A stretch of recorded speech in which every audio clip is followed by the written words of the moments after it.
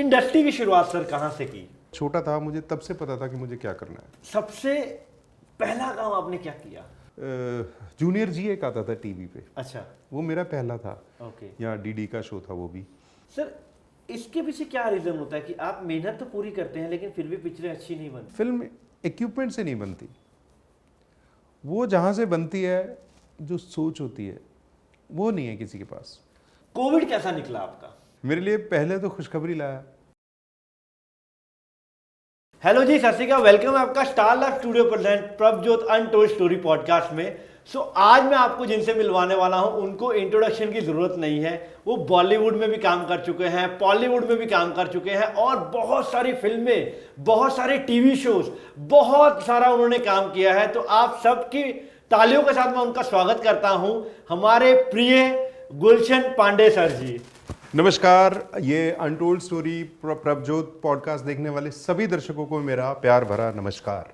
Sir नमस्कार sir, thank you so much पहले आपका हमारे पॉडकास्ट में आने के लिए। अरे सर मैं एक्चुअली थोड़ा सा कंफ्यूज्ड हूँ अभी कि मैं कहाँ से स्टार्ट करूँ क्योंकि मैं अगर ये बोलूँगा कि आपकी जर्नी कैसे स्टार्ट हुई तो वो अच्छा नहीं लगेगा, क्योंकि आपकी जर्नी जहाँ तक मैंने देखी है, मतलब मैं अगर फिल्में गिनाने आऊँगा तो शायद सुबह हो जाएगी, अगर टीवी गिनाने आऊँगा तो भी शायद कल शाम हो जाएगी। तो सीधा आते हैं कि आपने इंडस्ट्री की शुरुआत सर कहाँ से की? मैं पता क्या, आप मेरे से पूछ रहे थे कि कहाँ से शुरुआत करूँ। मुझे लग रहा है कि मैंने आपको बहुत छोटा सा देखा था जब आप बालाजी टेलीफिल्म्स में जी असिस्टेंट होते थे। हाँ जी। तो आज मेरे को बड़ी खुशी हो रही है कि आप एक ऐसा ये प्रोग्राम कर रहे हो और बहुत कुछ डायरेक्ट भी करते रहते हो आप जी। मेरी बहुत बहुत शुभकामनाएं आपको, आपके भविष्य के लिए। so much. और शुरुआत कैसे हुई ये तो मुझे समझ में नहीं आता, ये कैसे होती है, क्योंकि जब आप, ये सब गॉड का गिफ्ट होता है, हम सभी जानते हैं, हम सब सुनते हैं कि गॉड गिफ्ट है। कोई भी कला जो होती है किसी में भी होती है, वो ईश्वर की देन होती है जी सर, वाहिगुरु की कृपा होती है उसके ऊपर। तो मेरे साथ भी कुछ ऐसा ही था, क्योंकि कब शुरू हुई, कैसे शुरू हुई, ये बीच में बातें करते रहेंगे। लेकिन मैं जब पैदा हुआ था, जब मैं बहुत छोटा था, मुझे तब से पता था कि मुझे क्या करना है। मतलब अच्छा। मेरे मम्मी पापा पहाड़ से थे, उनकी हाइट कम थी, तो मैं भी छोटा रह गया। 8th में मुझे किसी ने कहा कि तू भी अपने बाप की तरह रहेगा 1.5 फुटिया। अच्छा। तो ये बात जो है ना, मेरे को बड़ी गंदी लगी कि मेरी हाइट कम रह जाएगी, क्योंकि मुझे तो धर्मेंद्र जी और अमिताभ बच्चन साहब की तरह लंबा होके एक हीरो बनना था। मुझे पता नहीं था कि मेरी शक्ल हीरो वाली नहीं है। हाँ। बच्चे को थोड़ी पता होता है सर। तो मैंने तब ना, घर पे टीवी भी नहीं होता था, बहुत निम्न वर्ग से हैं हम लोग, तो पड़ोसियों के घर में टीवी देखने गए। उसी हफ्ते ना संडे को एक प्रोग्राम आता था, आओ योग सीखें। अच्छा। तो धीरेन्द्र ब्रह्मचारी जी थे जो योग सिखाते थे, और उसी संडे को उसमें लंबे होने की एक्सरसाइज हो रही थी, योग की। अच्छा जी। तो मैं आप सबको बता दूं, योग जो है ना, उसमें बहुत शक्ति है। आप जो भी अचीव करना चाहते हो अपने शरीर में, वो भी कर सकते हो, और अपने फ्यूचर के लिए कुछ करना चाहते हो आप, क्योंकि आपका ऑरा भी क्लीन हो जाता है। तो योग बहुत ताकतवर चीज़ है। मैंने तब तो मुझे पता नहीं था योग की क्या शक्ति है, लेकिन मैं देखता था, मतलब तब क्या होता था, टीवी पे कुछ भी देखते थे हम लोग, तो योग भी यूं ही देख रहा था मैं। लेकिन वहाँ पे लंबे होने की एक्सरसाइज वाला प्रोग्राम आया तो मेरे को बड़ा अच्छा लगा। तो वो सारे आसन मैं सुबह उठ के करता था, 8वीं का बच्चा। ये वो तैयारी है सर। अच्छा जी। ये ईश्वर की देन है, नहीं तो मेरी हाइट कम होती तो फिर मैं वो नहीं होता, इंस्पेक्टर नहीं होता, चोर ही रह जाता। लेकिन होता इंडस्ट्री में होता। जी जी। सर, सबसे पहला काम आपने क्या किया? सबसे पहला काम मतलब फिल्म या सीरियल की बात कर रहे कोई भी, मतलब आपके सबसे पहला लाइफ का सबसे पहला काम आपका? सर, हमारी पंजाबी इंडस्ट्री के बहुत बड़े स्टार हैं, बिन्नू ढिल्लों। हाँ जी। जानते हो आप? हाँ जी, बिन्नू ढिल्लों जी। तो मैं जो मैंने टीवी के लिए सबसे पहला काम किया, वो था एक सीरियल डीडी कशीर के लिए। अच्छा जी। क्योंकि हमारी पंजाबी इंडस्ट्री तब इतनी बड़ी नहीं थी जी। बहुत अच्छी फिल्म्स बनती थी, लेकिन रेगुलर बेसिस पे वैसी फिल्में नहीं बनती थी। तो सिनेमा का थोड़ा हमारे जीवन में अभाव था। थिएटर करते थे हम लोग, रंगमंच से जुड़े रहे। तो एक शो था, केसर सिंह जी का प्रोड्यूसर थे वो। ओके। उनका एक शो था डीडी कशीर के लिए, जिसमें मैंने बिन्नू के फादर का रोल किया। अच्छा जी। और उस वक्त मेरी एज थी 36-35। अच्छा। और मेरी वाइफ का रोल कर रही थी कमलेश गिल मैम। अच्छा। जिनकी उम्र उस वक्त 70 साल थी। तो हमारे मेकअप मैन बोलते, आप कैसे करोगे ये रोल, क्योंकि आप देखो एक्टिंग करोगे, मेरे को एक्टिंग से आपके कोई सवाल नहीं है। हाँ। लेकिन इस एज का आदमी हम कैमरे से कैसे दिखाएंगे। मैंने कहा, मुझे डर लगा, मैंने कहा ये जाके उनको ना बोल दे, क्योंकि पहली बार मैं कैमरे पे काम करने वाला था, स्टेज पे बहुत किया था जी। कहीं वो डायरेक्टर को बोल दे ये तो लगेगा नहीं, वो मेरा रोल ना कैंसिल कर दें। लेकिन ऐसा नहीं हुआ। तो मैंने कहा आप तो मेकअप कर दो सर, देखते हैं। फिर उन्होंने दाढ़ी वाड़ी लगा के पगड़ी बांधी, तो अब इतना ही चेहरा बचा था, उसमें झुर्रियाँ वुरियाँ बनाई किसी तरीके से पेंसिल से ही। लेकिन जब मैंने वो रोल ख़त्म किया था तो मुझे याद है केसर सिंह जी ने मुझे हग कर लिया था। ओके। वो 3-4 दिन का जो शूट था वो ख़त्म हुआ तो मैंने कितनी मेहनत की होगी सोच। जी।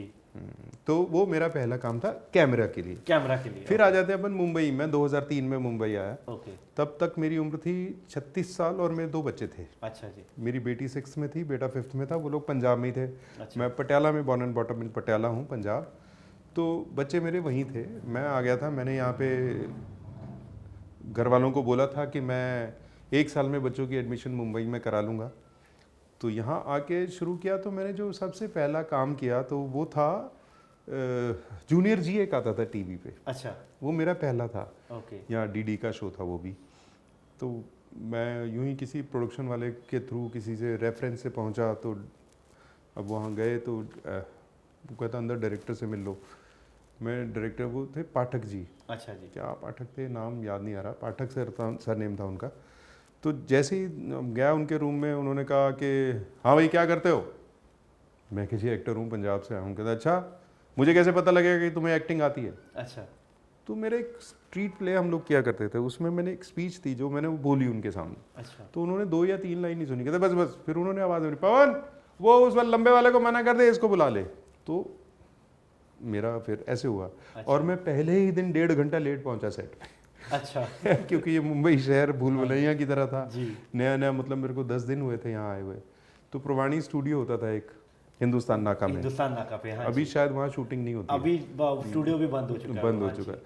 तो फिर मैं वहाँ पहुँचना था और कैसे करूँ तो कैसे मैं, क्योंकि पैसे भी नहीं थे ना आपके पास जी। कि आप किसी की टैक्सी करोगे और टैक्सी पहुँच जाओगे या करोगे, ऑटो हाँ जी, करोगे जी। पहुँच जाओगे, उनको तो पता होता है। तो मुझे बसेस पकड़नी है। हाँ। तो किसी से पूछा वो स्टूडियो कहाँ गए, तो वो हिंदुस्तान नाका पे है, कांदीवली, ऐसा बोला लोगों ने। कैसे मैं पहुँचा तो मेरे को याद नहीं, लेकिन मैं 1.5 घंटा लेट पहुँचा। ओके। तो मुझे डांट पड़ी। लेकिन फिर मैंने जब काम किया तो वो डांट वांट सब भूल गए सब लोग। वैसे नहीं सर, मतलब ये तो बंदे की काबिलियत देख के सब लोग को पता चल ही जाता है कि आपको अगर आप लेट भी पहुंचे, वो कहते हैं ना कि 100 अच्छे काम कर लो, एक गलती कर तो वो पकड़ी जाती है। लेकिन आप एक गलती करके अच्छा काम कर देते हो ना, तो वो फिर सबको नोटिस हो जाता है। जी जी जी। तो वही आपके साथ हुआ है। तो वो गॉड की ग्रेस है कि आपको इतना वो मिला है, चाम मिला है। सर फिल्मों की शुरुआत कैसे हुई? फिल्मों की शुरुआत भी ऐसे ही, हमारे एक मित्र थे, उन्होंने बताया कि वो बोनी कपूर सर की एक फिल्म है वांटेड।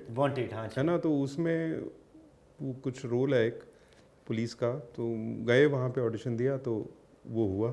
अच्छा। फिर ये था वांटेड में, आपको याद होगा कि नहीं याद होगा, आईपीएस ऑफिसर्स की मीटिंग होती है जहाँ गोविंद नामदेव मुंबई ट्रांसफ़र होते हैं। हाँ जी, कमिश्नर खान करके जी। तो वहाँ कुछ आईपीएस ऑफिसर्स बैठे हैं। तो मैं उसमें जो मुंबई अटैक के बारे में बताता जो कसाब का हुआ जी, वो मैं था आईपीएस ऑफिसर। हाँ जी, हाँ जी, हाँ जी। लेकिन उसमें दुर्भाग्य मेरा ये रहा कि डबिंग के टाइम मैं अवेलेबल नहीं था। तो वो आवाज़ मेरी नहीं है, शक्ल मेरी है।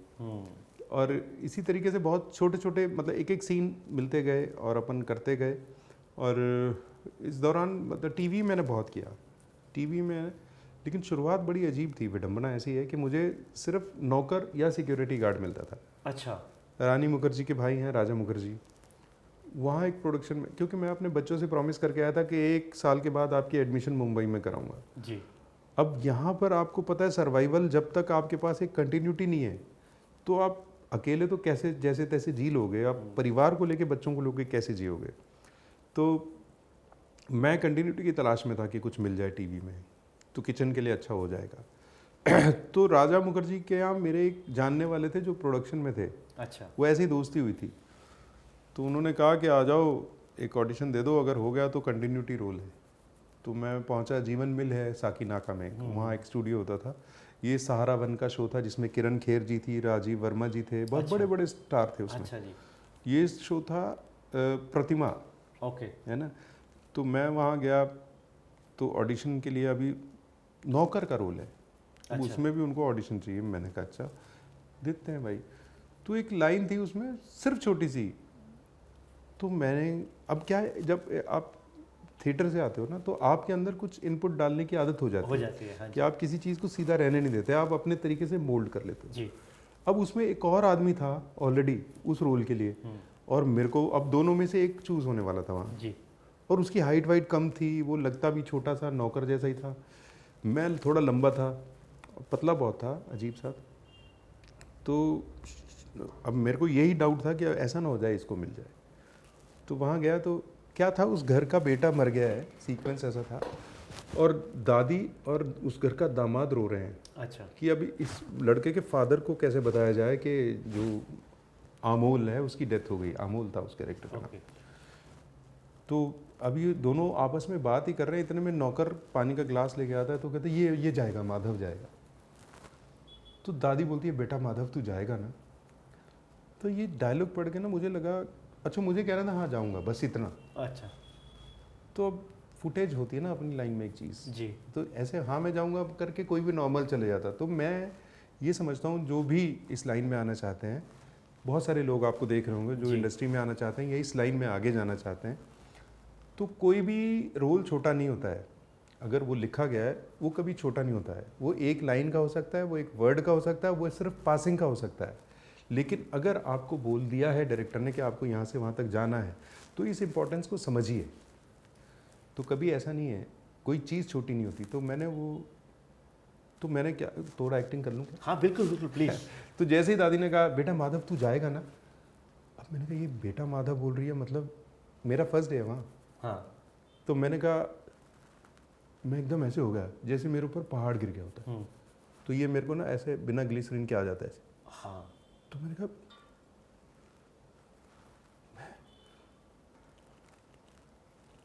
मैं जाऊँ। अब मैंने इतना फुटेज खाया और ऐसे आ गया। हाँ। तो जिस बंदे ने मुझे बुलाया था उसने पूछा आईडी से कि ये कैसा रहा, कहता हीरा लायो हीरा। अच्छा। तो उसने मुझे कहा कि अब आपकी कंटिन्यूटी रहेगी 1000 रुपये पर डे। तो मेरे को कितनी खुशी हुई, मैं महीने में 10-12 दिन वहाँ शूटिंग करता था। अच्छा। और मैं अपने बच्चों क्या को बात है, मतलब बहुत बहुत सब अभी आपने मेरे को बताया कि ये नेचुरल आप आंसू आया था, ये आ जाते हैं, इसमें रोने वाला कोई सीन नहीं है, कोई ग्लिसरीन नहीं है। तो आप देख सकते हैं कि मतलब इस बात पे तो सर आपके लिए तालियां। अरे नहीं, ये क्या रंगमंच में जब आप करते हो, जब आप फीलिंग लेके आते हो, क्योंकि फीलिंग के बिना कुछ नहीं है। आप एक पेंटिंग भी बिना फीलिंग के बनाओगे तो वो बहुत गंदी लगेगी। आप कविता लिखो बिना फीलिंग के नहीं हो सकती, आप गाओ तो बिना फीलिंग के अच्छा नहीं लगेगा सुनना। तो कोई भी चीज़, हमारी लाइन जो है ना वो फीलिंग्स से जुड़ी हुई है। जी बिल्कुल। आप एक फीलिंग है जो पत्थर में ही कोई आकार दिखा देती है कि इसमें ये हो सकता है, और वो मूर्तिकार उसकी मूर्ति बना देता है। हाँ जी। तो वैसे ही है, अब कोई भी लाइन ऐसे हो ही नहीं सकती, क्योंकि एक्टर्स का काम है मुर्दा लाइंस को जिंदा करना। मरी हुई लाइन है उसको जिंदा करना, जिंदगी देनी है। तो ये रंगमंच से आता है।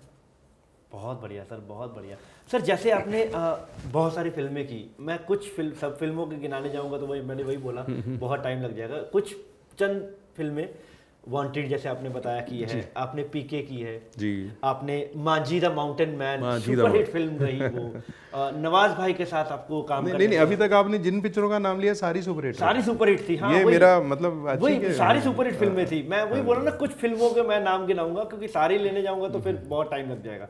मांझी में जब आपको काम मिला, नवाज भाई के साथ जब आपको मिला काम करने, तो उनके साथ आपका एक्सपीरियंस कैसा रहा सर? सर वो बहुत अच्छे इंसान हैं, जितने अच्छे आर्टिस्ट हैं वो उतने अच्छे इंसान भी हैं, और बड़े डाउन टू अर्थ हैं। वो ऐसे ही नीचे बैठे हुए थे एक सीन, जब हमारा सीन होने वाला था। हाँ जी। तो क्योंकि वो गेटअप भी वैसा था, पहाड़ तोड़ रहा है, जब तक तोड़ेगा नहीं छोड़ेगा नहीं वाला, तो वैसा अच्छा। लेकिन बड़ा अच्छा रहा एक्सपीरियंस। केतन मेहता सर के साथ बड़ा मज़ा आया मुझे, और बहुत अच्छे डायरेक्टर हैं वो, तो नाम ही बहुत बड़ा है जी बिल्कुल। और ये मेरे लिए कितनी सौभाग्य की बात थी कि मैं उनके साथ काम कर रहा हूँ। तो एक सीन कट गया जिसका मुझे बड़ा अफसोस है, लेकिन जो रहा उसके लिए भी, क्योंकि वो छोटा सा, वो कितनी मतलब बहुत टेंशन से भरी हुई पिक्चर है, बड़ी इमोशनल पिक्चर है। तो एक सीन में थोड़ा सा ह्यूमर आता है जो मेरा ही सीन है। अच्छा। उसमें वो कहता है, जब नवाज हमारी जेल में, मैं दरोगा हूँ, तो वो आके कहता है कि जी थाना को घेर लिया है, क्या करें? मेरा हवलदार आके कहता, मतलब चोर साला का भगा दे। वो कहता लेकिन वो मुखिया का नाम लेता, मुखिया जी को क्या कहेंगे? अरे साला वो खाए घूस हम खाए गू, भगा उसको। तो जब वो खाए घूस हम खाए गू, तो हॉल में पूरा हंसी आती है उस वक्त। तो बड़ा अच्छा लगा हमें वो। तो थोड़ा क्या, मुझे हम ऑब्जर्वेशन जो है ना हमको ऑन रखनी होती है। अगर जो एक्टिंग को सीखना चाहते हैं, जैसे मैं अपने सीनियर से बोलता था कि मुझे सीखना है एक्टिंग, तो मैं क्या करूं, तो वो कहते थे कि लोगों को देखो, लोगों को जितना ज़्यादा आप देखेंगे, जितना ज़्यादा उनके हाव भाव को सीखेंगे, वही एक्टिंग है और कुछ एक्टिंग नहीं होती है। तो एक मैं दिल्ली में एक कंपनी में काम करता था, वहाँ एक कमरुद्दीन साहब थे जो पानी वानी पिलाते थे, बड़े बड़े अच्छे इंसान थे वो। तो उनकी ये भाषा थी, तो वो भाषा मैंने पकड़ी हुई थी, तो मेरे को यहाँ पे काम है, काम वो आ गया। खाए घूस, हम खाए घूस, साला छोड़ उसको। तो बिहार का टच, क्योंकि मैं अच्छा। पंजाब से हूँ, हाँ जी वैसे पांडे बिहार से होते हैं, जी। तो लोगों को लगता है कि ये करेगा क्योंकि बिहारी है, लेकिन उन्हें पता नहीं अपा पंजाबी बंदे हैं। हाँ जी। तो देखो, सर जैसे आपने जब अपना करियर स्टार्ट किया तो उस टाइम पे ना तो वैनिटी वैन्स होती थी, ना ही ऐसे मेमोरी कार्ड्स होते थे कि जितने मर्जी रीटेक कर लो आपको कोई फर्क नहीं पड़ता। तब तो मैगजीन चलती थी। तो तब आपने कभी जब स्टार्ट किया था तब आपने कभी रीटेक दिया था तो कभी आपको डांट पड़ी थी? सर मैं आपको बताऊं, जहाँ हम थिएटर करते थे ना, वहाँ हमारे सीनियर्स आके बताते थे कि मैंने वहाँ सीन किया। जब वो छोटे छोटे कश्मीर वगैरह के सीरियल होते थे दूरदर्शन के, या जब जी टीवी का जी अल्फा पंजाबी शुरू हुआ था, हाँ जी। तो हमारे सीनियर्स वहाँ पे शूटिंग करके आते थे, तो आके बताते मैं वन टेक में सीन कर दिया, मैंने वन टेक में सीन कर दिया। तो वहाँ पे जो दिमाग में आया ना कि ये कि जिसने एक टेक से ज़्यादा लिया तो वो अच्छा एक्टर नहीं गिना जाता शायद। हाँ। तो हमने हमेशा, जो हमारा ग्रुप था या मैं जब था, तो मैंने हमेशा ये सोचा कि मेरे को दूसरा टेक नहीं करना है। मैंने ये सोच के काम को शुरू किया था, और बड़ी कृपा मालिक की है कि मेरा मैक्सिमम ऐसा नहीं होता है कि मैं, चाहे मैं कहाँ पर आता, कई बार ऐसा हुआ, बहुत सारे लोगों को आप देखते आए शुरू से टीवी में, फिल्मों में, अब उनके साथ आपको एक्टिंग करनी है जी।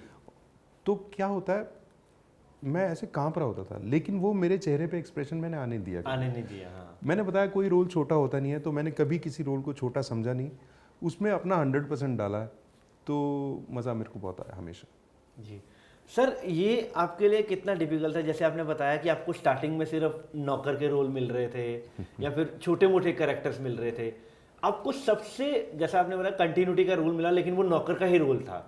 काम छोटा नहीं होता, लेकिन वो नौकर का ही रोल था। आपका मन पसंदा रोल आपको कब और कौन से प्रोजेक्ट में मिला कि जिसमें आपने बोला कि हाँ भाई, जो मैं चाहता था मुझे वो मिला है? हाँ, वो तो मुझे अब आके मिला। अच्छा। अब करीब 3-4 साल, ये कोरोना का जो फर्स्ट वेव था ना, वो लॉकडाउन था जो पहला वाला जी। वो जैसे ही लॉकडाउन ओवर हुआ तो मुझे एक रोल ऑफर हुआ जी। जिसके लिए मैंने पहले भी, जब वो शो बन रहा था तब भी मैंने ऑडिशन दिया था। ये बालाजी टेलीफिल्म्स अच्छा। का शो था, ये है चाहते हैं, ये है चाहते हैं, ये स्टार प्लस पे आता था। तो इसमें एक्चुअली मैं, जब ये शो बन रहा था तो मैंने ऑडिशन दिया फादर के लिए, जी। वो हीरोइन के फादर के लिए, तो नहीं हुआ क्योंकि मेरी लुक भी साउथ इंडियन है, तो वो साउथ इंडियन फादर का रोल था, तो मेरा नहीं हुआ। वो कर रहे थे विजय कश्यप सर। विजय कश्यप एक बहुत बड़ा नाम है जी। बहुत बहुत बड़े एक्टर हैं वो, जिन बहुत सारे शोज उन्होंने किए हैं, फिल्में की हैं, एड फिल्म्स की हैं। हाँ जी। हाँ जी। तो वो उस रोल को उनको लिया गया उसके लिए। अच्छा जी। लेकिन कोरोना जब लॉकडाउन हुआ उसके बाद जब शुरू हुआ इंडस्ट्री वापस, तो ऐसा रूल बना कि जो 60 के प्लस वाले हैं उनको नहीं लिया जाएगा, क्योंकि थोड़ा डर था, क्योंकि आप तो समझते हैं माहौल इतना ज़्यादा लोग बहुत होते हैं खराब हो चुका सेट था। पे हाँ ना। जी। तो फिर मुझे वो रोल ऑफर हो गया फिर से। अच्छा।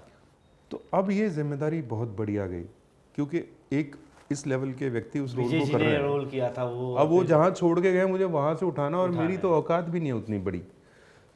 तो मैं, अच्छा, और क्या होता है जब आप रिप्लेस किए जाते हो ना, अब आप 4 लोग काम कर रहे हो यहाँ, अब कोई 5वां नया आएगा तो उसको आप लोग इतनी जल्दी एंटरटेन नहीं करेंगे ना। जी बिल्कुल। हाँ जी। तो एक तो ये दुविधा, ऊपर से इतना बड़ा रोल, उसकी जिम्मेदारी, वो दुविधा। लेकिन मेरी किस्मत इतनी अच्छी कि सारे लोग बड़े अच्छे थे, जितने भी आर्टिस्ट थे, और मेरी मेहनत भी बड़ा मेरे को काम आई। तो जब मैंने वो शो किया 2-3 दिन के बाद मेरे डायरेक्टर ने मुझे बताया, जो सेकंड यूनिट करते थे, ख्वाजा भाई, अच्छा। उन्होंने बताया कि मैम आपको बहुत तारीफ़ कर रही हैं, कहती हैं कि हमको लग ही नहीं रहा कि हमारा वो कैरेक्टर चेंज हुआ है, और पब्लिक से भी मुझे बहुत प्यार मिला। अच्छा जी। तो मुझे बड़ा अच्छा लगा, क्योंकि वो रोल लोगों ने मुझे, क्योंकि लोग इंस्पेक्टर के रोल में देखते हैं ज़्यादातर, क्राइम पेट्रोल की वजह से मुझे इंस्पेक्टर ही समझते हैं। जी बिल्कुल। और उस इंस्पेक्टर को ये इंडस्ट्री आपको पता टाइप कास्ट कर देती है जी आपको, जिस बिल्कुल, अगर आपने ये किया है तो उस पर आपको देखने लग जाते हैं। और मैं ऑलमोस्ट टाइप कास्ट था जी। तो ये एकता कपूर मैम का भी बड़ा बड़ा धन्यवाद है कि उन्होंने एक इंस्पेक्टर की शक्ल को उस रोल के लिए लिया, और वो एक इमोशनल फादर था, और मैंने बहुत इन्जॉय किया। तो सर जब आप इंस्पेक्टर का रोल करते हो, आपने बहुत सारे मतलब अनगिनत एपिसोड्स आपने क्राइम पेट्रोल के किए एज ए इंस्पेक्टर, ठीक है। सो अब जब कभी आप बाहर जाते हो तो कुछ लोग, क्योंकि जैसे रामायण आई थी, ठीक है, रामायण में ऐसा हुआ था कि लोग आज भी उनको सीता और लक्ष्मण जो बने थे उनको भगवान मानने लग गए थे। जी जी जी जी। तो लोगों की मेंटालिटी होती है जो स्मॉल सिटीज के लोग होते हैं कि वो देखते हैं आप इंस्पेक्टर हो तो आप रियल में इंस्पेक्टर ही हो।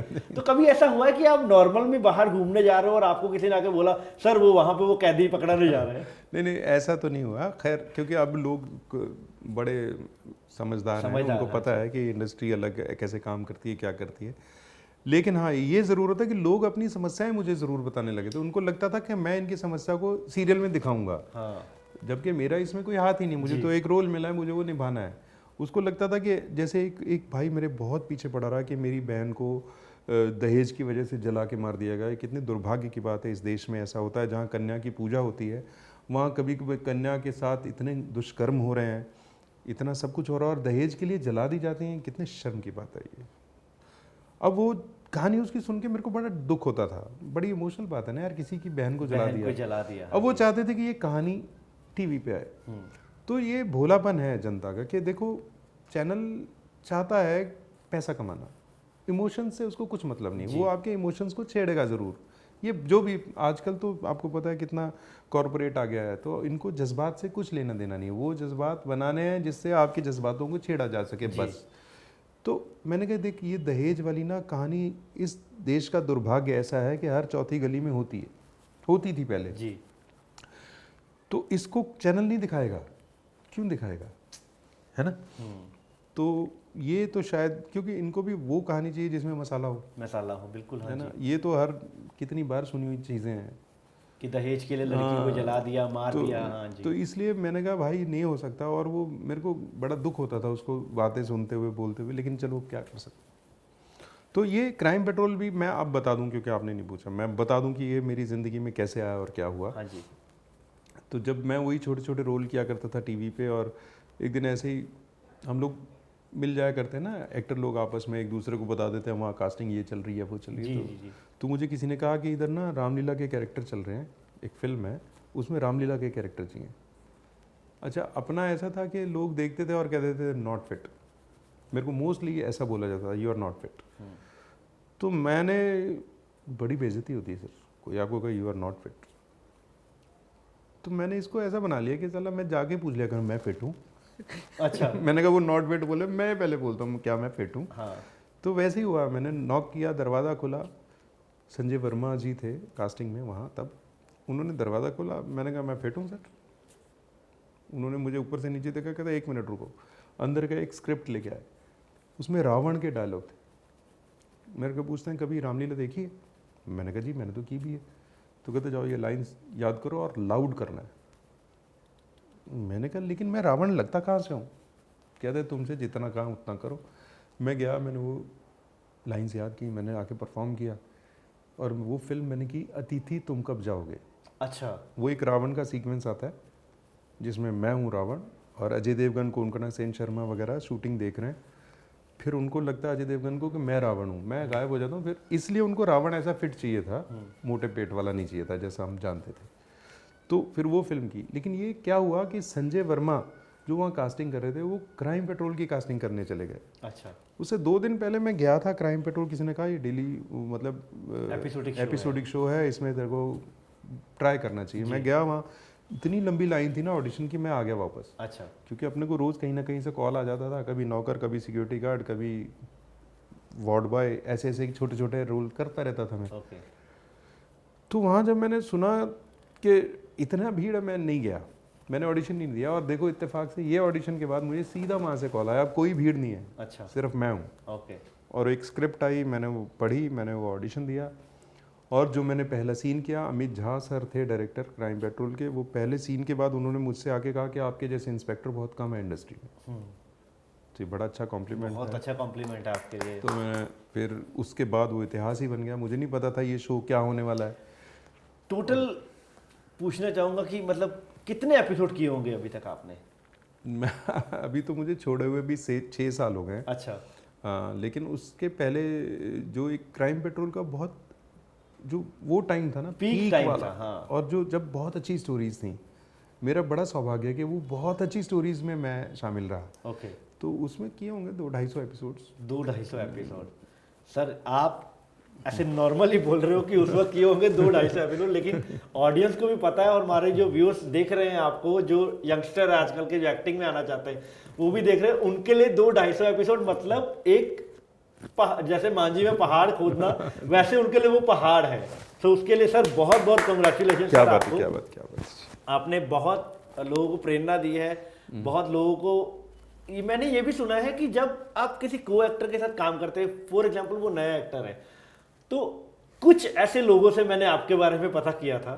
अच्छा। सो उन्होंने मेरे को आपके बारे में ऐसा बताया कि हम जब नए थे, जब गुलशन जी के साथ हम काम करते थे, तो जब गुलशन जी के साथ हमारा सीन होता था तो ऐसा नहीं है कि गुलशन जी अभी इंस्पेक्टर का कैरेक्टर कर रहे हैं, कोई और कैरेक्टर कर रहे हैं, वो अपने डायलॉग्स पढ़ के बस बैठ जाते हैं। वो बोलते थे बेटा तुम आओ, हम साथ में रिहर्सल करते हैं, और अगर कोई गलत होता आप उनको भी बताते थे।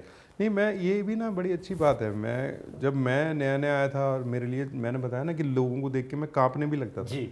लेकिन मैंने अपने कैरेक्टर के साथ इंसाफ किया कभी भी। मैंने वो डर वहीं पे छोड़ा और जब एक्शन हुआ तो मैं एक एक्टर की तरह किया मैंने काम। तो ये सब में नहीं होती ना, कुछ लोगों में होती जी, है। वही सब में नहीं तो होती मैं है। क्या करता हूँ, मैं अभी तक ये मेरी एक एक्सरसाइज भी है, और जो आना चाहते हैं मैं उनको भी बता दूं कि ये एक बड़ी अच्छी एक्सरसाइज है। अगर आप एक्टर बनना चाहते हैं तो आपके लिए पहली बात तो कोई पराया नहीं होना चाहिए। कोई अनजान भी मिले तो आप उससे ऐसे बात कीजिए जैसे आप उसको बहुत पहले से जानते हैं। तो ये मेरी एक्सरसाइज ने मुझे खुलना सिखाया लोगों के साथ, क्योंकि जब आप एक सेट पे जाते हो ना तो वहाँ सिर्फ डायरेक्टर और कैमरा मैन नहीं होता है, वहाँ बहुत सारे लाइट मैन होते हैं, वहाँ मेकअप मैन होते हैं, वो हेयर ड्रेसर होती हैं, को आर्टिस्ट होते हैं, उनके बॉयज़ होते हैं, और बड़ा कुछ होता है। एक पूरा लाओ लश्कर आपको घेर के खड़ा होता है और आप परफॉर्म कर रहे होते हैं।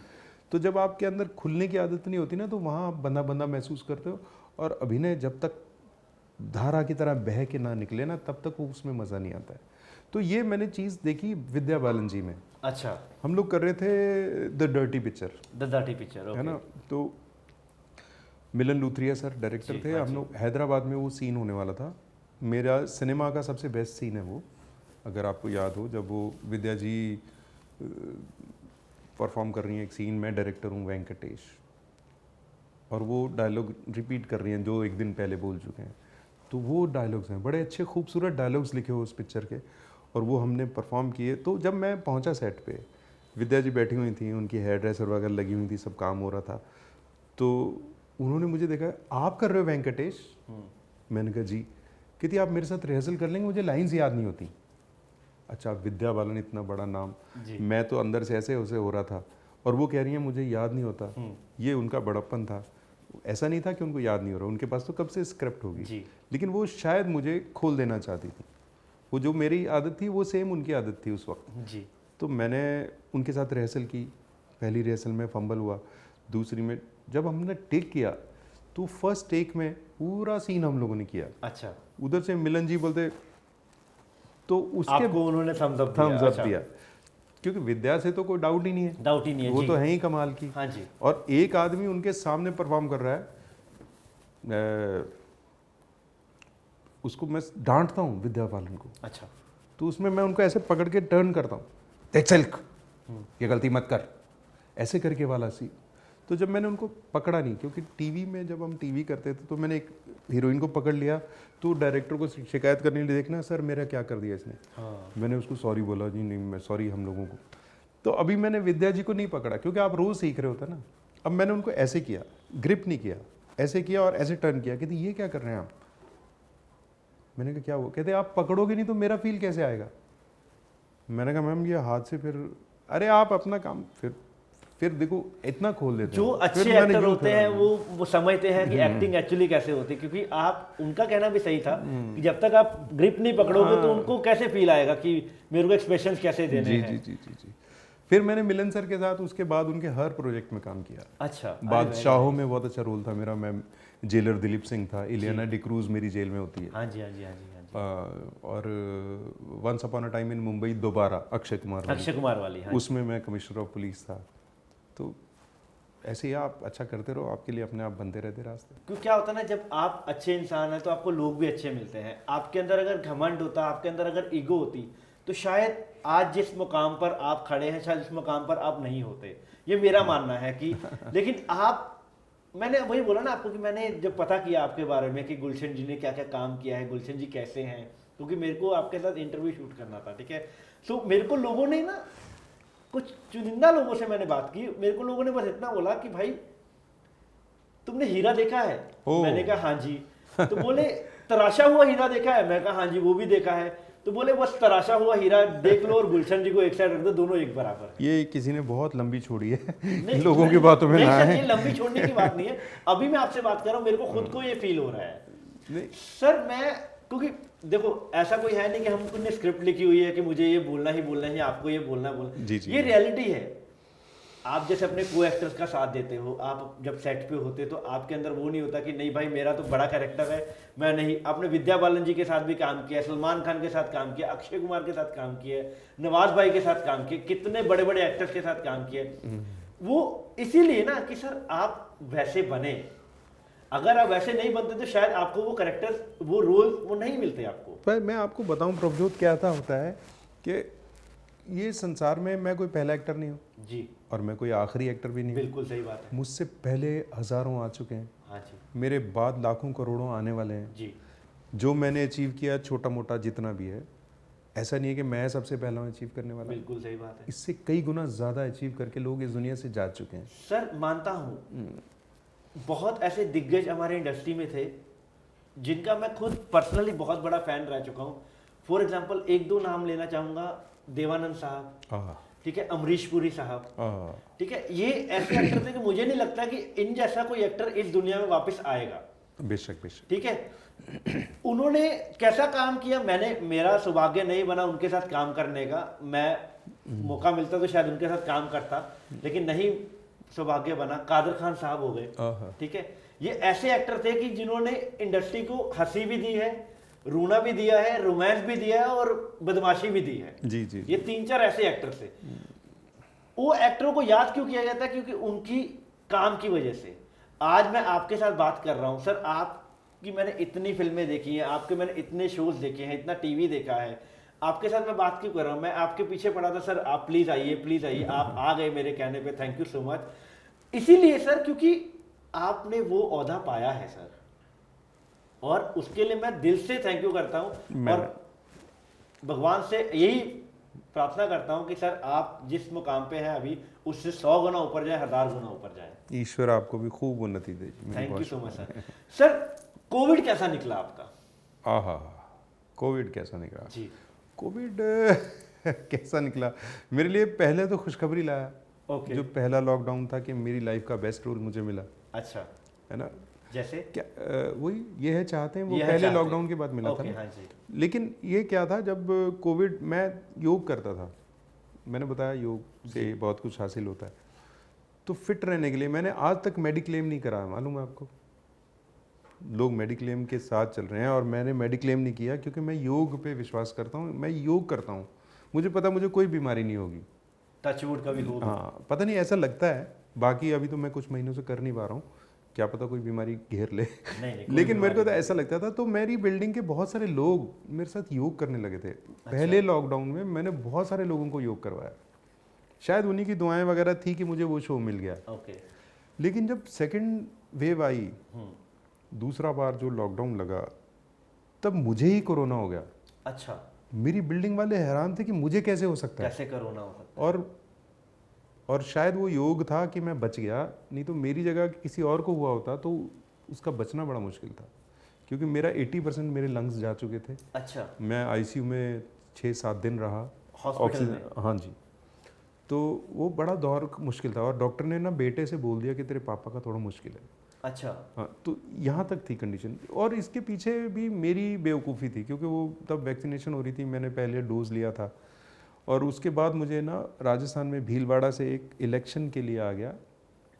एक चुनाव था, उपचुनाव था, प्रत्याशी की डेथ हो गई थी, उनकी वाइफ को टिकट मिला था। तो जो होता है ना एक इलेक्शन, जी जी, बाय इलेक्शन बोलते हाँ जी, हाँ हैं, जी, वो था। तो मुझे रोड शो करना था।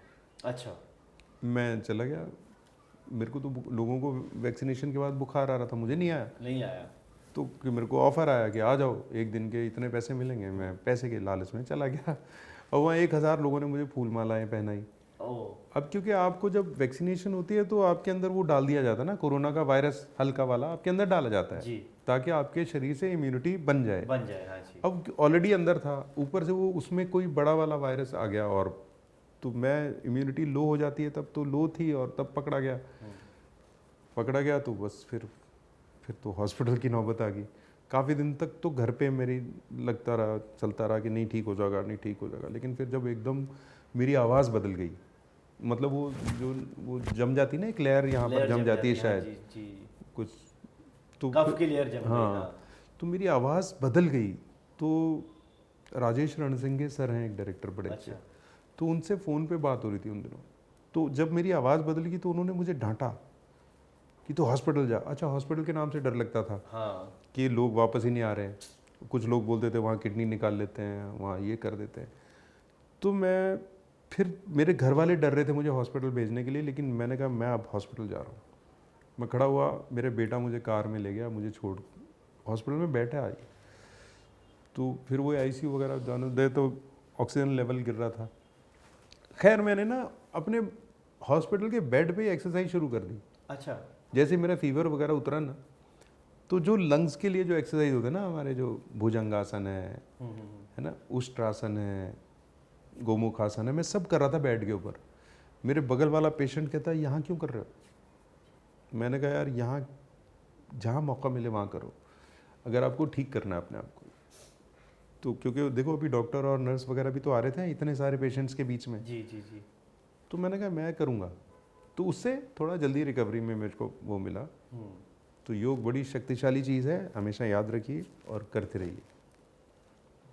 तो कोविड के बाद का पीरियड कैसा रहा अब तक आपका? कोविड के बाद थोड़ा सा ऐसा हुआ कि वो शो थोड़े दिन के बाद बंद हुआ, फिर उसके बाद काम थोड़ा कम होना शुरू हो गया। अच्छा। और बहुत कम हुआ काम मेरे लिए। मैंने अभी फैमिली मैन 3 किया। हाँ जी। कुछ एक बड़ा अगर काम कुछ किया मैंने कोविड के बाद तो वो फैमिली मैन 3 जो मनोज वाजपेयी सर के साथ काम किया। अदरवाइज कोई ऐसा बड़ा काम नहीं किया। कुछ छोटे बजट की फिल्म्स की हैं। ओके। क्योंकि वो थोड़ा किचन का भी ध्यान रखना पड़ता ना, ये शहर, यहाँ का माहौल, यहाँ में सरवाइव करने के लिए काम कुछ ना कुछ चलते रहना चाहिए। तो उसके लिए मैंने कुछ की छोटे बजट की फिल्म्स की जिनका होता कुछ नहीं है जी। उनको किचन बनी फिल्म बोलते हैं बड़े बड़े एक्टर्स। मुझे बड़ा अफसोस होता है इस बात को सुन के, क्योंकि कोई बहुत सारी उम्मीद के साथ बहुत सारा पैसा लगा के फिल्म बना रहा है और किसी के लिए वो सिर्फ किचन बनी फिल्म है। तो एक बहुत बड़े एक्टर हैं, हाँ जी, उन्होंने मुझसे पूछा कि गुलशन इधर से पैसे मिल गए? अच्छा। मैंने कहा कह रहे हैं सुबह दे देंगे। तो कहते हैं इनसे पैसे लिए बिना मत जाना क्योंकि इन पिक्चर से होता कुछ नहीं है, ये किचन बनी फिल्म होती है। तो उस वक्त मुझे थोड़ा सा लगा कि यार ये किचन बनी बोल रहे हैं, क्योंकि मैंने तो बड़ा अच्छा रोल कर रखा था उसमें, मेरे को बड़ी उम्मीद थी और उस बड़ा पैसा लगा था उस पिक्चर पे, 4-4.5 करोड़, मतलब उस लेवल की पिक्चर के लिए बहुत बड़ा था वो अमाउंट। तो अपनी बसेस पे उसके पोस्टर भी थे, बहुत पब्लिसिटी में भी कोशिश की गई, लेकिन पिक्चर अच्छी बन नहीं पाई। सर इसके पीछे क्या रीज़न होता है कि आप मेहनत तो पूरी करते हैं लेकिन फिर भी पिक्चरें अच्छी नहीं बनती? मैं आपको बताऊं प्रभजोत जी, जो मैंने सीखा है, जो मैंने समझा है, मैं हो सकता है मैं गलत हूं, ये क्रेन, ट्रॉली, कैमरा, जिमिजिप, ड्रोन, ये वो हर टेक्निक सबके पास है ना जी, हर चीज़ आपके पास मुहैया है जी बिल्कुल। एक्शन बोलो तो एक्टर डायलॉग बोलना शुरू बोलता है, कट बोलो तो कट हो जाता है, ये सारी चीज़ें सबको पता है। लेकिन फिल्म इक्विपमेंट से नहीं बनती, वो जहाँ से बनती है जो सोच होती है वो नहीं है किसी के पास। अब जिसके पास है उसकी पिक्चर बहुत अच्छी बनती है। देखो हमारे गुरु कहा करते थे कि जो रंगमंच के लिए बोलते थे कि रंगमंच जिंदगी के गर्भ से जन्म लेता है ना, तो रंगमंच लेता है तो सिनेमा भी वहीं से लेता है। आप कोई भी ऐसी चीज़ बनाओ जो कहीं से ज़िंदगी वाली नहीं लगती ना, वो चलती नहीं है, वो समझ में नहीं आती। और अभी बड़ी अच्छी बात है कि हमारा जो सिनेमा है ना वो हीरो ओरिएंटेड नहीं रह गया, अभी सब्जेक्ट चलते हैं, है ना, अभी हीरो नवाज जैसा भी हिट हो सकता है। जी बिल्कुल। तो सर अभी नेक्स्ट मैं आपसे पूछना चाहता हूँ कि इतने साल की जो आपकी जर्नी रही है, इसमें कोई ऐसा इंसिडेंस हुआ हो जिससे सोच कर या जिसे देख कर या जिसे परख कर आपको लगा हो कि मुझे एक्टिंग नहीं करनी चाहिए? मतलब आप चाहते हो मैं जिंदा ही ना रहूं? नहीं, अरे सर। एक्टिंग नहीं करनी चाहिए ऐसा कभी नहीं आया। जी हाँ, ये है कि मेरे 2 बच्चे हैं। जी मेरी बिटिया बड़ी है, उसकी शादी है। जी। अब शादी है तो आप समझ सकते हैं बेटी की शादी इस देश में, तो इस वक्त मुझे काम की बड़ी ज़रूरत थी जी पिछले 2 साल से। और उन 2 साल से मेरे पास काम उस तरीके का आया ही नहीं। आए, ओके। वो सिर्फ किचन के लिए आया, अच्छा। मेरी सेविंग के लिए नहीं आया। और उसमें ऐसा भी हुआ कि जो हमारी सेविंग थी वो भी खर्च होना शुरू हुई, क्योंकि आप जहाँ रह रहे हैं, जिस लेवल से, जिस स्तर पे, आप उससे नीचे जा ही नहीं सकते ना। जी और जब आपको लोग पहचानने लगे तो आप कहीं भी चले जाएं, कुछ भी करने ऐसा नहीं लगे, कर ऐसा सकते भी आप। नहीं कर जी सकते। बिल्कुल। तो मैं वैसे हमेशा बहुत मेहनत के साथ जुड़ा रहा। मैं आपको बताऊं, जब मैं मुंबई आया था तब भी मेरे पास सिर्फ 3,000 रुपये थे। अच्छा। लेकिन इस शहर का सर्वाइवल मैं सुन चुका था कहानियाँ, तो कैसे होगा यहाँ, अब मांग तो सकते नहीं आप। तो मैंने ना लेडीज़ ड्रेसेस को सिलना सीखा था, अच्छा पंजाबी ड्रेसेस। अच्छा। जी तो मैं कटिंग करके सिलाई कर लिया करता था। तो मैंने शुरू में बहुत काम ये वाला किया। पूर्णिमा जी थे एक मैम, पूर्णिमा ओक, जो मराठी फिल्म इंडस्ट्री के लिए कॉस्ट्यूम करते थे। अच्छा। तो उनको किसी ने बताया, क्योंकि पटियाला सलवार ना यहाँ बॉम्बे में कोई नहीं बनाता। कोई नहीं बनाता, बनाते भी तो बहुत कम है। नहीं, मैं बनाते हैं, उनका तरीका कुछ और है। जिस जी। तरीके से सलवार बनती है हमारे पंजाब में, मुंबई में कोई नहीं बनाता है, वो सिर्फ मैं बनाता था। अच्छा। तो उनको किसी प्रोडक्शन वाले ने बताया कि वो है जी, उससे बनवा देते हैं। तो मैंने उनके लिए सिला, उनको बड़ा अच्छा लगा। तो फिर हम उनके लिए मैं सिलाई करता था कभी कभी। तो वो दौर ऐसा था जब मैं बहुत गरीबी से जूझ रहा था, पैसे होते नहीं थे, बड़ी मुश्किल से गुजारा हो रहा था। तो उन्होंने मुझे देख रखा था मैं किस लेवल में जी रहा हूँ। तो एक दिन पता कैसा आया कि मेरे पास मेरी कार है। अच्छा जी। कुछ साल के बाद मैं सिलाई विलाई छोड़ चुका था। जैसे मेरे को काम थोड़ा थोड़ा भी मिलना शुरू हुआ, तो मेरी वाइफ ने सबसे पहले मशीन को घर से निकाल दिया, क्योंकि पड़ोसी आ जाते थे, भैया थोड़ा लूज़ कर दो, थोड़ा टाइट कर दो। ये सब चीज़ों से मेरी वाइफ को बड़ा वो हो रहा था। अच्छा जी। और उसने बहुत अच्छा फैसला लिया ये, नहीं तो मैं उस पर रहता। तो वो घर से निकली तो मेरा फुल टाइम फिर एक्टिंग की तरफ था। तो खैर, मैं गोरेगांव ईस्ट से वेस्ट वाले फ्लाईओवर पर था अच्छा मेरी कार में, और मेरे बगल में पूर्णिमा मैम की कार आई। अच्छा। तो उन्होंने ऐसे, ड्राइवर ने हॉर्न किया, मैंने देखा, तो देखा मैम बैठे हुए हैं। तो उन्होंने ग्लास नीचे करके बोला, भैया बहुत अच्छा लगा। मतलब उन्होंने मुझे कार में देखा, उनको बहुत अच्छा लगा। अच्छा। और मुझे, मैं पता नहीं कितना इमोशनल आदमी हूँ कि मेरे से कुछ बोला ही नहीं गया उस वक्त के बाद। मेरे आंखों से आंसू आने शुरू हो गए बस। अच्छा। ये क्या कहानी थी मैंने नहीं पता, लेकिन मेरा दिल ऐसे हो गया एकदम से। उन्होंने कहा ना बहुत अच्छा लगा, हाँ। तो मालिक की बस रजा वो है। किस चीज़ के लिए उन्होंने बोला था कि बहुत अच्छा क्योंकि लगा? मेरे को जिस स्तर पे उन्होंने देखा हुआ था, अच्छा उसके बाद मेरी खुद की गाड़ी मैं खुद ड्राइव कर रहा हूँ, अच्छा अच्छा। ये अच्छा, देख अच्छा, के उनको अच्छा। बड़ा अच्छा लगा। मेरा प्रोग्रेस देख के, आपकी प्रोग्रेस देख के और उनको बहुत अच्छा लगा। जी। अच्छा, वेरी नाइस, क्या बात है। तो सर अभी मेरे को आप बताइए कि आपकी लाइफ के 3 ऐसे लोग जो आपकी हेल्प के लिए या आपकी खुशी के लिए या आपके दुख में हमेशा आपके साथ रहते हैं।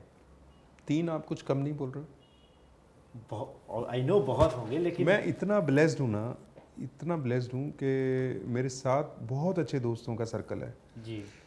और जो शुरू से मेरे फ्रेंड थे वो आज तक मेरे फ्रेंड हैं। मुझे कोई छोड़ के भी नहीं गया, ना मैंने किसी को छोड़ा। तो बड़ी मेरे ऊपर मालिक की इतनी मेहरबानियाँ हैं कि सपोर्टिव फैमिली इस लाइन में आने के लिए। क्योंकि आप जब एक एक्टर बनना चाहते हो, ये आपका सपना होता है, तो ये आपका सपना होता है ना। अब जैसे मैंने बताया ना, मेरे बच्चे हो चुके थे जब मैं बॉम्बे में आया। जिन दिनों मैं पटियाला में थिएटर करता था, थिएटर में पैसे नहीं है, और पंजाबी थिएटर में तो बिल्कुल पैसे नहीं थे। जी। मतलब लोगों को फ्री में दिखाओ तो भी देखने नहीं आते थे। ये कंडीशन में हमारा रंगमंच चलता था। और मैं बताया, मैं एम्ब्रॉयडरी और सिलाई करता था जी। पर मैं काम टाइम पे दे ही नहीं पाता था, क्योंकि शाम को मेरे को रिहर्सल पे जाना होता था। नौकरी मैं करना ही नहीं चाहता था, क्योंकि नौकरी रिहर्सल्स के लिए टाइम ही नहीं देगी, शोज़ के लिए टाइम ही नहीं देगी। बिल्कुल। खुद का काम है, जब तक बैठा किया फिर चले गए रिहर्सल। जी। तो उन दिनों बच्चा, मेरा बेटा जब थोड़ा बड़ा हुआ, इतना बड़ा, तो उसको बाइसिकल चाहिए था, और मेरे पास इतने पैसे ही नहीं थे। अच्छा। तो उसने अपनी मम्मी को कहा, मम्मी मुझे साइकिल चाहिए। बच्चे देखता था पड़ोस के चला रहे हैं तो उसको भी चाहिए थी। तो उस दिन मुझे ऐसा लगा कि मुझे सब कुछ छोड़ के ना काम पे फोकस करना चाहिए, ये कलाकारी को छोड़ के। लेकिन पता नहीं फिर कौन सी शक्ति है जिसने कहा नहीं नहीं नहीं, तू वो कैरी ऑन कर उधर, नहीं तो शायद मैं बहुत अच्छा टेलर होता। अच्छा। या कुछ और होता, एक्टर नहीं होता। लेकिन वो तो भगवान ने बनाया, वो कैसे जा सकता है कैसे पैसे। जा सकता है जी। और जब मैं यहाँ मुंबई में भी सिलाई कर रहा था तो एक सरदार जी थे हमारे इधर गोकुल धाम गोरेगांव में ही। जी। तो वो सामने वाले उसमें टीवी रिपेयर करने के लिए आए, उन्होंने मुझे देखा मैं सिलाई कर रहा हूँ। अच्छा, मुझे ऐसा था कि मैं पंजाब से आया हूँ, वहाँ पे सब मराठी लोग थे मैक्सिमम, या अपने जो वहाँ के थे तो हिंदी वाले थे सारे। तो पंजाबी बोलने का मेरा मन था, मैंने उनके साथ पंजाबी में शुरू कर लिया। फिर कहते हैं अच्छा जी आप मेरी वाइफ के लिए सिल दोगे ड्रेस? मैंने कहा क्यों नहीं सिलेंगे, हमारे जैसा तो कोई सिलता ही नहीं है। तो एक नाप के लिए, उनके मेजरमेंट के लिए एक सूट लाए उनका पुराना, और 2 सूट्स के कपड़े लेकर आए। मैंने काट के सिल के दे दिया उनको। उनकी गोकुल धाम में ना दुकान थी, अच्छा, टीवी की, ओके। रिपेयर की। वो कहते हैं आप ना मेरी दुकान पे बैठ जाओ, आपसे मैं एक पैसा भी नहीं लूँगा, जो भी कमाओगे आप आपका, और अगर रोज़ 1000 रुपये नहीं कमाओगे तो उसकी जिम्मेदारी मैं लेता हूँ। अच्छा। 2003 की बात बता रहा हूँ। अच्छा, ओके। तो मैंने उनको कहा पाजी मैं ना ये करने नहीं आया, अगर मुझे सिलाई करनी थी तो मेरा शहर क्या बुरा था जहाँ मेरा खुद का घर था। तो उन्होंने मुझे समझाया बहुत कि देख इस लाइन में बड़े धक्के खाने पड़ते हैं, फिर कुछ होएगा नहीं होएगा, क्या फ़ायदा है, अभी मौका है। तो मैं अगर वो फैसला उस दिन ले लेता, उनकी बात समझ लेता, मेरे को पता था वो हमदर्दी दिखा रहे हैं, बड़े अच्छे इंसान हैं जो मेरे को ऑफ़र भी दे रहे हैं और जी। बिना लालच के दे रहे बिना हैं, लालच के दे रहे हैं, हाँ। तो मेरी तो लाइफ बड़ी अच्छी सेट हो जाती उसी वक्त। लेकिन मैंने नहीं लिया, क्योंकि ये जो पैशन को जब आप परस्यू कर रहे हो अपने, तो पागलपन बड़ा ज़रूरी है। जी। तो ये मत देखो कि मुझे यहाँ से ये फ़ायदा हो रहा है छोटा वाला, या बहुत बड़ा हो सकता है वो फ़ायदा। लेकिन जब आपने अपने आप को ही मार लिया तो फिर उस पैसे का या उस चीज़ का करना क्या है। अभी मैं बहुत सारे अभावों से गुजर रहा हूँ, लेकिन मैं संतुष्ट हूँ कि मैं जो करना चाहता था मैं वही कर रहा हूँ, मेरा घर उसी से चल रहा है, ईश्वर की इतनी कृपा है मेरे ऊपर, बस बात खत्म। सर एक लास्ट क्वेश्चन आपसे पूछना चाहूँगा। आजकल के जो नौजवान, आजकल की जो पीढ़ी है, वो 5% अपना ट्राई करती है, फिर नहीं होता है, फिर गलत कामों में पड़ जाती है, नशों में पड़ जाती हैं, या फिर कुछ और गलत काम करती हैं। उनके लिए आपका क्या मैसेज रहेगा सर? देखिए ये लाइन बड़ी अच्छी लाइन है, या जो भी लाइन आप चुनते हो, कोई कला हो सकती है, या आपका कोई और सपना हो सकता है, बहुत बड़ा बिजनेसमैन बनना है या कुछ भी करना है। तो मैं आपको बताऊं कि 24 घंटे के दिन और रात होते हैं। 24 घंटे वो अंबानी के पास भी हैं, अडानी के पास भी हैं, वो मेरे पास भी हैं, वो किसी मज़दूर के पास भी हैं, रिक्शा वाले के पास भी हैं। आप उन 24 घंटों का इस्तेमाल कैसे करते हो? आप अगर कोई भी काम करना चाहते हो उसको अपना 100% देना पड़ता है। एक्टिंग को भी अपना 100% देना पड़ता है, अपने आप को मिटाना होता है। जैसे एक उर्दू का शेर है ना, मिटा दे अपनी हस्ती को अगर कुछ मर्तबा चाहे, कि दाना खाक में मिलके गुले गुलजार होता है। क्या बात। मतलब एक सीड है जी। आपने उसको रोपण कर दिया उसका, हाँ। तो उसका वजूद ख़त्म हो जाता है, फिर उसमें जड़ बनती है, वो पौधा निकलता है, उसके बाद एक फूल खिलता है। तो देखिए कितना अपने आप को ख़त्म करना पड़ता है। तो किसी भी अचीवमेंट के लिए पहले आपको अपना वजूद ही मिटा देना है, फिर आपका निखर के आता है जो वजूद होता है। क्या बात है सर, बहुत अच्छी बात कही हमारे ऑडियंस के लिए। सो ये थे हमारे साथ। और मैं एक और बात बता दूं, जी बिल्कुल। जब आप फेलियर जो होता है, फेलियर जी, इससे घबराना नहीं चाहिए, क्योंकि कोई भी हार आपकी ज़िंदगी की आखिरी हार नहीं होती है। उस हार से सीखना है और फिर से चलना है, यही लाइफ है। मतलब डरना नहीं है, हारना नहीं है। हारना वाला मतलब ईश्वर जो है ना हमसे बहुत प्यार करता है, अगर नहीं करता तो वो हमें इंसान नहीं बनाता। अब अगर उसने इंसान बनाया तो हमारे अंदर वो पैदा भी नहीं करता अगर उसने हमें कामयाब नहीं करना है। हाँ, हमको तैयारी बहुत मेहनत से करनी है। मुंबई आना है, अगर आपको एक्टर बनना है, मुंबई आना है तो अपने शहर में बहुत अच्छे से काम करिए, थिएटर वेटर कीजिए, बहुत अच्छे से सीखिए, उसके बाद आ जाइए, या कुछ ज़्यादा आपको परेशानी होएगी नहीं। सर मैं ऑडियंस की बात तो बाद में करूंगा, लेकिन मैं दिल से बता रहा हूँ, मतलब भगवान जानते हैं मेरे, कि मुझे आपसे बात करके इतना अच्छा लगा ना, कि मेरे को मोटिवेशन लोग करते हैं, लेकिन आज जो मोटिवेशन यहाँ से मिला है ना, मतलब सल्यूट है सर आपको, दिल से सल्यूट। एक शेर के साथ खत्म करें। प्लीज। जिंदगी को जख्म की लज्जत से ना महरूम कर। क्या बात है। जिंदगी को जख्म की लज्जत मतलब टेस्ट जख्मों का। जी। जिंदगी को जख्म की लज्जत से ना महरूम कर, रास्ते के पत्थरों से खैरियत मालूम कर, टूट कर बिखरी हुई तलवार के टुकड़े समेट और अपने हार जाने का सबब मालूम कर। क्या बात है, क्या बात है, बहुत बढ़िया, बहुत बढ़िया। क्या बात है। सो आपने देखा आज हमारे साथ गुलशन पांडे सर थे और इन्होंने अपनी लाइफ के बारे में, अपनी आप बीती के बारे में बताया और आपको गाइडेंस के लिए भी बहुत सारी बातें बताई। तो आप इनका पॉडकास्ट जरूर देखिए और हमारे चैनल को सब्सक्राइब कीजिए, वीडियो को लाइक कीजिए और शेयर कीजिए और हम मिलते हैं आपके नेक्स्ट वीडियो में। तब तक के लिए सत श्री अकाल।